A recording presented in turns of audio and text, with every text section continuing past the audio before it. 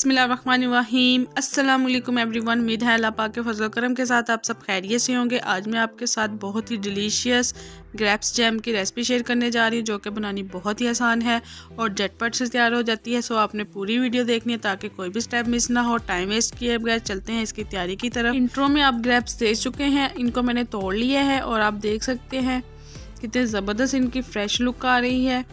अगर आप इनको मेजर करोगे तो ये हाफ़ के-जी बनेंगे, हाफ़ के-जी से थोड़े से ज़्यादा हैं।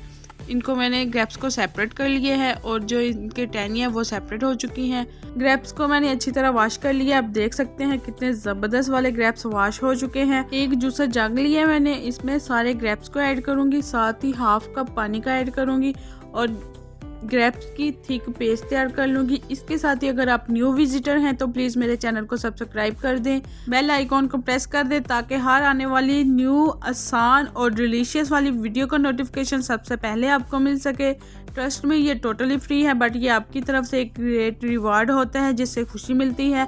आप देख सकते हैं बहुत ही ज़बरदस्त थिक पेस्ट तैयार हो चुकी है।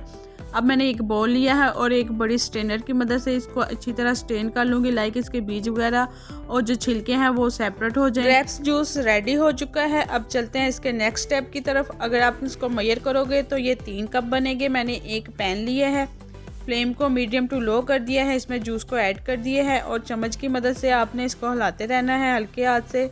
मीडियम टू लो फ्लेम पे पकते हुए ग्रेप्स जूस को 3 से 4 मिनट हो चुके हैं और आप देख सकते हैं कि ये पकना स्टार्ट हो चुका हुआ है और आपने इसको वक्फे से चम्मच की मदद से हिलाते रहना है जब तक ये थिक नहीं हो जाता है। ग्रेप्स जूस को पकते हुए 5 से 6 मिनट हो चुके हैं और आप देख सकते हैं 70% थिक हो चुका है। अब इसमें 1 कप चीनी का ऐड करूँगी। चीनी आप अपने टेस्ट के मुताबिक कम या ज़्यादा भी कर सकते हैं। चीनी ऐड करने के बाद आपने इसको तब तक पकाना है जब तक ये जैम की शक्ल इख्तियार नहीं कर जाता है और चम्मच की मदद से आपने इसको वक्फे से हिलाते रहना है।